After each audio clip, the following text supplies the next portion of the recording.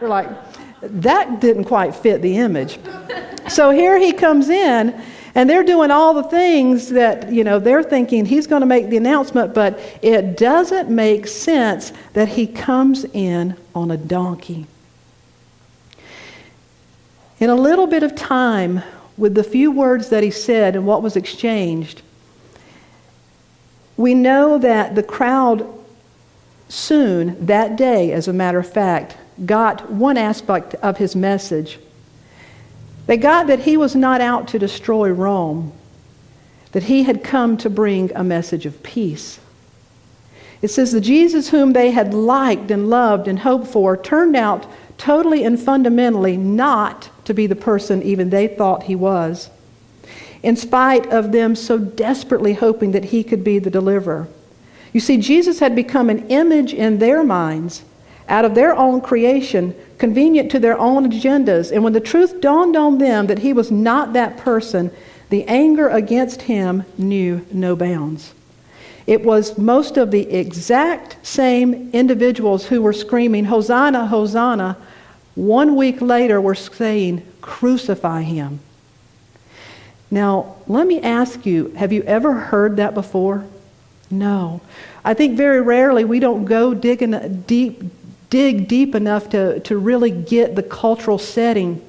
And I'm very thankful for New Thought Messages and for a lot of the scholars now who are showing this, because to me, it tells us something that we know even today, something that's very true.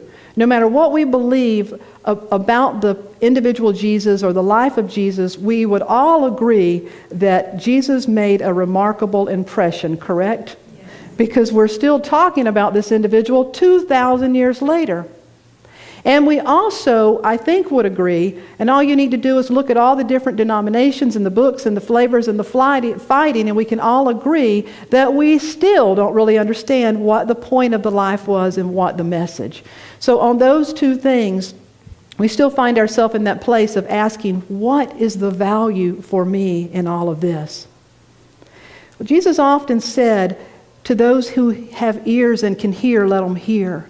He wasn't saying just because you can hear the words. He was saying whenever you're ready for the message to come in, you'll get the message if you stay open for the message. So I want to dissect, what was he doing? What did it mean to show up on a donkey? What was the message that perhaps was so obvious most people overlook it? And yet the donkey is absolutely essential, because it's a key of when you unlock that door, you can see the message in a different way. And I believe it's this simple. When you ride up on a donkey instead of a stallion, there's one thing that you clearly establish, and that is this. You make the statement, it's not about what's carrying me, it's about what I'm carrying inside of me. Now that's the first piece, and that is a huge key. What was being communicated that day is, this is different, this is unorthodox. And so I'm not here for the purpose that you think I am. And it's not about what I'm riding on, it's not about what is carrying me, but it's 100% about what I am carrying inside of me. And so now when you begin to look at my teachings and the message and you try to find application in your life, you always have to take into consideration, how is this happening inside of me? What am I carrying inside of me? There's three things that he spoke to and explained that he carried within him that I believe have practicality for us today. And the first one is that each of us carry within us the seeds of divine origin. No matter who you are, we are divine beings. No matter what your parents told you or didn't tell you, you are not an accident. Turn to your neighbor and say, you're not an accident.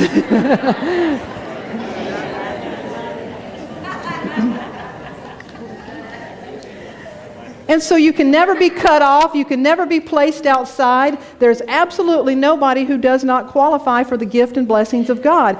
He was saying, what I carry within me and what each and every one carry within you is the promise of divine origin. That you, the Father and I are one. If there was one prayer he had, it was that the creative presence, all that is God, the Father and I are one, and so are you.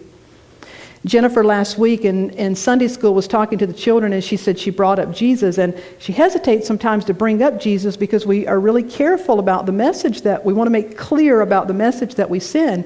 And so she asked our children, she said, does anyone know who Jesus was? And one of the little girls said, I do. Jesus was the Son of God, and I'm the daughter of God. I said, yes, they're getting it. Divine origin.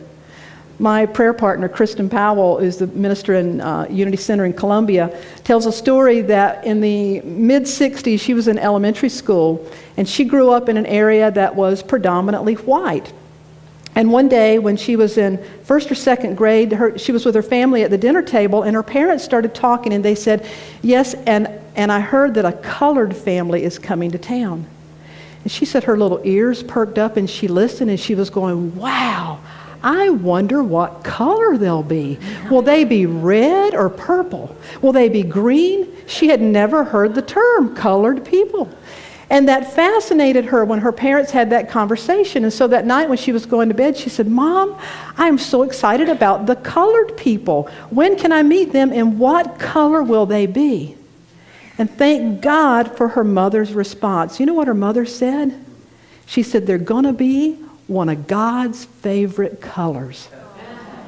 And then she said, what color am I? And she said, you're one of God's favorite colors. And every person you see is going to have a special color, and everyone is going to be one of God's favorite colors. Now, how is that for instilling the seeds of divine origin? That's powerful. That is so powerful. To remember that. You see, it was the simple messages that Jesus offered that we just get so wrapped up in a tailspin, and we miss the gift. What do we carry within us? And when things don't make sense in our life, perhaps we need to go back to the basics and remember, you know what? I'm of divine origin, and so I'm valued, I'm valuable, I'm loved, and I have my place in the world. End of discussion. The second thing that Jesus absolutely knew and carried within him was divine purpose. Have you ever wondered what your purpose in life was? Sure you have. We all have wondered what our purpose in life was. And again, I think sometimes we make that so complicated because we think it has to be shaped just right. When Jesus spoke about what he did, he often said, for this reason was I sent. Now, can we imagine if you made that shift and you so got who you were that you literally thought that way? For this reason was I sent. Now, that's absolutely knowing you have divine origin, and that whatever you do, for this reason I was sent. And everything we do has intention, has a motive. If we would begin to ask ourselves when we feel like things don't make sense, for what purpose am I doing this? For what purpose was I sent? Reverend Edwin Gaines is a Unity minister, teacher on prosperity, and she works with a lot of individuals who are trying to find their purpose. And it so happened that Edwin was traveling in a town where one of her college suite mates lived, who she hadn't seen for years. They'd emailed a few times, but she contacted her friend, and they decided to have lunch when Edwin was going to be in town.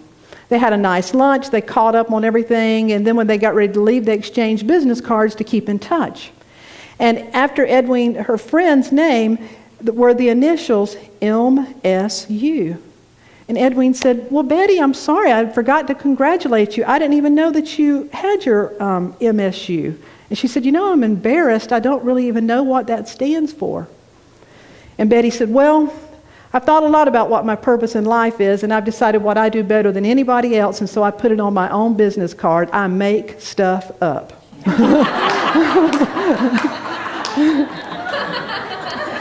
We do it all the time. We are meaning makers. We make stuff up. Somebody looks at us funny. We make up really strange stuff about it.